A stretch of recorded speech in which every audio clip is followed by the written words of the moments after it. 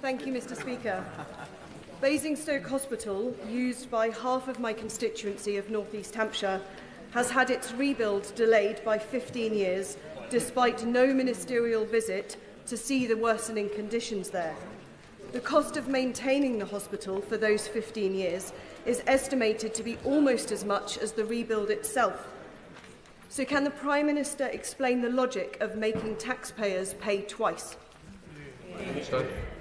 Mr. Speaker, her constituents are right to be frustrated about the empty, unfunded promises that were left behind by the Conservatives, a point made by her and, of course, by the Labour MP for Basingstoke.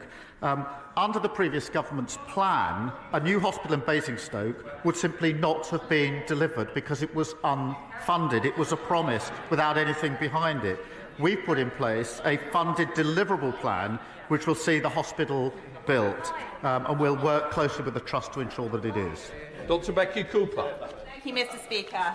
The Government's devolution plans are a welcome progressive development to shift power and resources from Whitehall to our communities.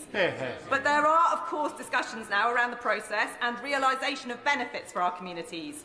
So can the Prime Minister assure my residents in Worthing West, and indeed all constituencies starting priority devolution programmes, that Sussex Devolution will give us meaningful control over our local priorities, including housing, transport and social care? Minister. Well, I thank her for raising devolution, which will see her constituents in Sussex get meaningful control over local priorities.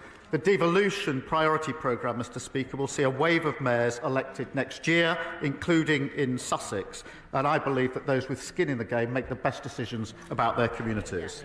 Final question, Andrew Mitchell. Thank you, Mr. Speaker.